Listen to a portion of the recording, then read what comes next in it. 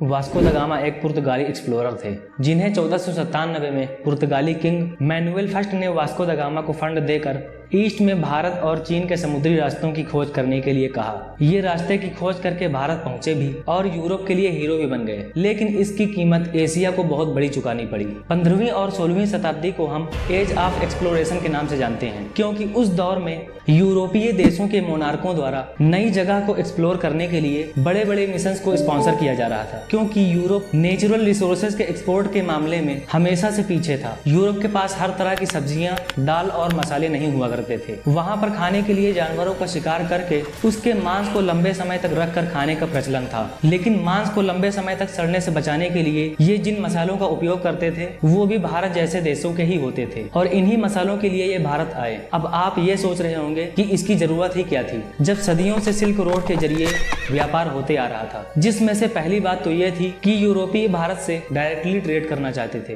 क्योंकि इससे पहले भारत से मसाले और सिल्क जैसी चीजें अरब लेकर जाते थे और फिर वही मसाले अरबी लोग यूरोपियंस को बेचते थे, जो इन यूरोपियंस को महंगा पड़ता था। और दूसरी वजह ये थी कि जब बैजेंटीन एम्पायर को उस्मानिया सल्तनत हराकर उभरी तो उसने ईसाई और मुस्लिम की लड़ाई के चलते पूरे यूरोप पर एशिया में आने का बैन लगा दिया। हाँ, अगर फिर भी जाना है तो लंबा चौड़ा टैक्स भरना पड़ेगा। वास्को दा गामा का जन्म 1460 ईस्वी में पुर्तगाल के टाउन ऑफ सिंस नाम की जगह पर एक रईस खानदान में होता है। इनके पिता इस्तेवाओ दा गामा और माँ इजाबेल सोदरे थी। वास्को दा गामा ने अपनी कम उम्र में ही नेवी ज्वाइन कर ली और नेविगेशन सीखा। 8 जुलाई 1497 को वास्को दा गामा को 4 जहाजों और लगभग 170 क्रू मेंबर्स के साथ लिस्बन से भेजा जाता है, जिसमें पुर्तगाल के कई एक्सपीरियंस्ड नेविगेटर थे। दा गामा ने अफ्रीका के तट के साथ दक्षिण की ओर यात्रा की। आखिरी नवंबर तक उनका बेड़ा अफ्रीका के दक्षिणी सिरे केप ऑफ हुड पहुंचता है। वैसे यहाँ तक की रास्ते की खोज पहले ही हो चुकी थी, इसलिए केप ऑफ हुड तक का रास्ता मालूम था। आगे बढ़ते हुए दा गामा उत्तर की ओर चलते हुए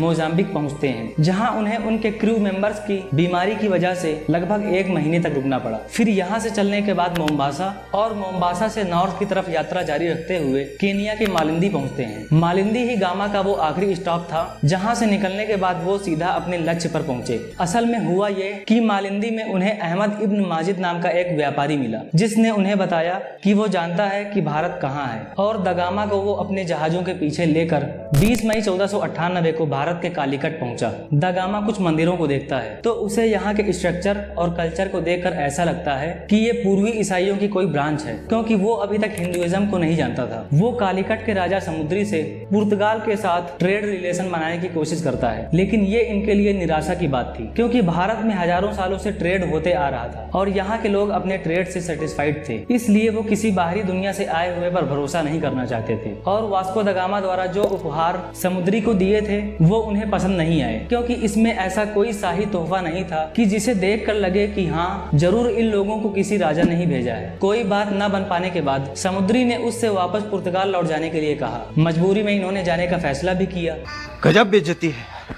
लेकिन ये भारत से कुछ चीजें चोरी करके पुर्तगाल के राजा को प्रूफ के तौर पर दिखाना चाहते थे, जिसके चलते इनमें से कुछ को गिरफ्तार कर लिया गया, क्योंकि इनसे पहले ही कहा गया था कि तुम कर दिए बिना भारत से ना कुछ खरीद सकते हो और ना ही बेच सकते हो। इसके जवाब में जाते जाते वास्को दा गामा कुछ लोगों को बंधक बनाकर ले जाता है। वास्को दा गामा की खोज तो पूरी हो गई थी, लेकिन उसके व्यापार का मकसद पूरा नहीं हो सका। इस पहली यात्रा के बाद पुर्तगालियों ने ये बात ठान ली कि अब हमें अगर भारत से ट्रेड करना है तो बातचीत से नहीं, मारपीट से काम करना पड़ेगा, क्योंकि हम जैसे गरीबों से तो ये व्यापार करने से रहे। दा गामा 732 दिन बाद 1499 में पुर्तगाल पहुंचता है। ये यात्रा दुनिया की सबसे बड़ी नेविगेटेड समुद्री यात्रा थी, लेकिन उसके साथ गए हुए 170 क्रू मेंबर्स में से सिर्फ 54 ही साथ में लौटे। बाकी स्कर्वी बीमारी से मारे गए, और इन मारे गए लोगों में से एक गामा का भाई पावलो भी था। गामा को कई अवार्ड और पोजीशन दी गई।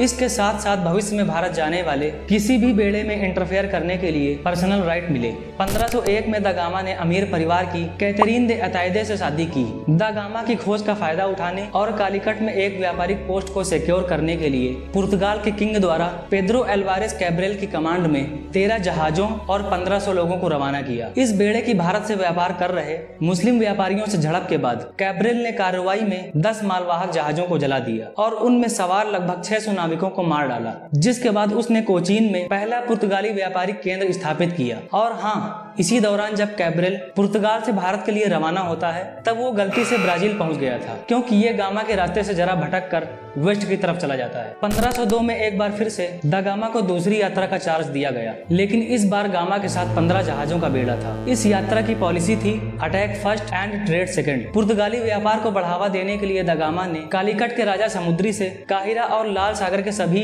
अरब व्यापारियों को शहर से बाहर निकालने के लिए कहा, लेकिन समुद्री ने ऐसा करने से मना कर दिया। इसलिए उसने अरब के जहाजों पर हमले किए। समुद्री को समझौते पर मजबूर करने के लिए उसने आम लोगों को एक्सप्लॉइट किया। जिस देश में सदियों से लोग शांति के साथ व्यापार करते आ रहे थे, अब वही पूरा हिंद महासागर व्यापार करने के लिए एक खतरनाक जगह बन गई थी, क्योंकि ये यूरोपियन लुटेरे एक दूसरे से बेहतर होने के लिए अपनी तोपों का इस्तेमाल करने से नहीं थक रहे थे। दा गामा 10 अक्टूबर 1503 को भारत से लूटे हुए बेशकीमती चीजों के लदे बेड़े के साथ पुर्तगाल पहुंचा। 20 सालों तक घर पर रहने के बाद 1524 में उसे भारत का पुर्तगाली वाइसरॉय नॉमिनेट करके पुर्तगाली अधिकारियों के बीच बढ़ते भ्रष्टाचार से निपटने के लिए भेजा गया, और भारत में आने के कुछ समय बाद ही मलेरिया की वजह से दिसंबर 1524 में कोचीन में उसकी मौत हो गई।